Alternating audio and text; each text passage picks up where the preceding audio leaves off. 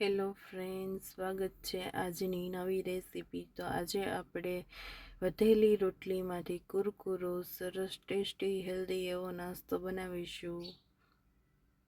Friends, તો મેં અહીંયા ઠંડી રોટલી લીધેલી છે। મારી પાસે 5 રોટલી છે, તો એને આવી રીતે સરસ ટુકડા કરી લેવાના છે। તમે જોઈ શકો છો કે આપણે આવા ટુકડા કરી લેવાના છે।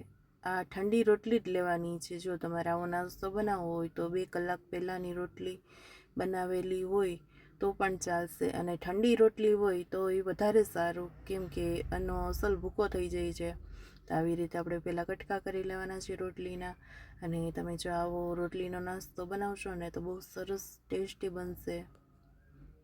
ફ્રેન્ડ્સ, તમે અહીંયા રોટલીના મોટા કટકા કરી લીધા છે ને એક આપણે વાસણ લેવાનું છે મોટું, એમાં નાખી દેવાના છે, અને ત્યાર પછી આપણે આવા હાથથી સાવ ઝીણા ટુકડા કરી લેવાના છે। તમે જોઈ શકો છો આપણી જો ઠંડી રોટલી હોય એનાથી સરસ ઝીણા ટુકડા થઈ જાય છે। અને તમારી પાસે જો ઠંડી રોટલી ના હોય તો 2 કલાક પહેલાં બનાવેલી રોટલી હોય તો એની પણ તમે આવી રીતે નાસ્તો બનાવી શકો છો। તમે જોઈ શકો છો કે આપણું સરસ છૂટું એવું ઝીણા કટકા થઈ ગયા છે।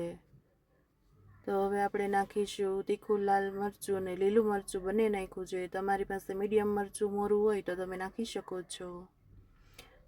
મરચાં નાખવાથી સરસ તીખું લાગે છે। તો અહીંયા મેં ડુંગળી લીધી છે, 2 નંગ ડુંગળી લીધી છે અને એને સાવ ઝીણી સમારી લીધી છે। તમે જોઈ શકો છો કે આપણા નાસ્તામાં સરસ મિક્સ થઈ જશે। અને ત્યાર પછી મેં અહીંયા લીલા ધાણા નાખ્યા છે। તો લીલા ધાણાથી સરસ ટેસ્ટ આવે છે અને બાળકોને પણ પસંદ આવે છે। અને અહીંયા મેં ચોખાનો લોટ લીધો છે,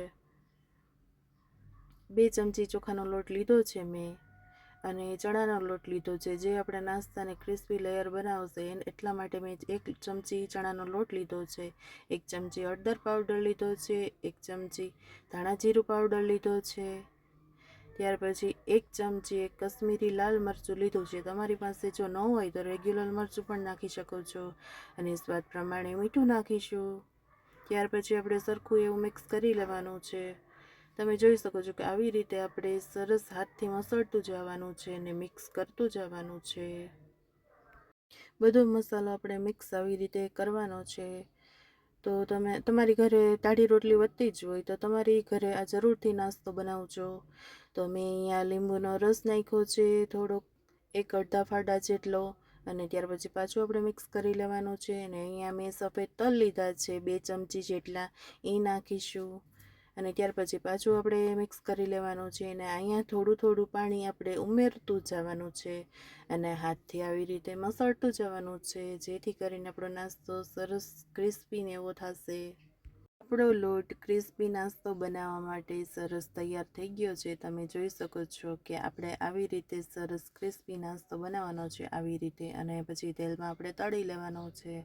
તમે જોઈ શકો છો, અને આપણા હાથમાં ચોટતો પણ નથી। તો અહીંયા મેં પહેલેથી જ ગરમ તેલ કરવા માટે મૂકી દીધું હતું, ત્યાર પછી આપણે આવી રીતે ગરમ તેલમાં પછી આવી રીતે મૂકી દેવાના છે, અને આપણી ગેસની ફ્લેમ છે એ પહેલાં આપણે ફાસ્ટ રાખવાની છે, અને ત્યાર પછી આપણે ધીમે રાખીને 5 મિનિટ માટે આપણે સરસ ક્રિસ્પી એવો નાસ્તો થવા દેવાનો છે। ફ્રેન્ડ્સ, તો આ નાસ્તો આપણે રોટલીમાંથી બનાવ્યો છે, એ તમે ખાશો ત્યારે ખબર જ નહીં પડે, જાણે એમ લાગે છે કે ભજીયા ખાઈએ છીએ એવું જ લાગશે।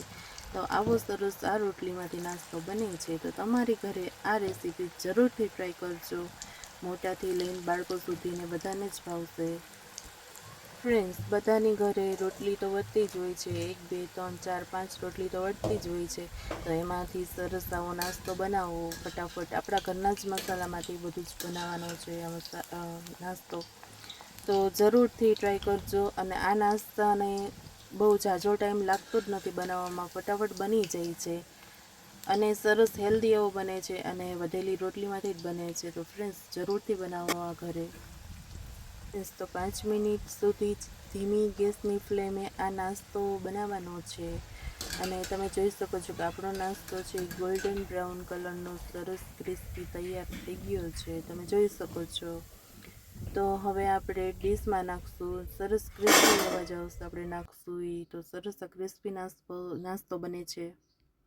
ફ્રેન્ડ્સ, તમને આ વધેલી રોટલીનો નાસ્તો પસંદ આવ્યો હોય તો મારી ચેનલને લાઇક, શેર ને સબસ્ક્રાઈબ જરૂરથી કરી દેજો।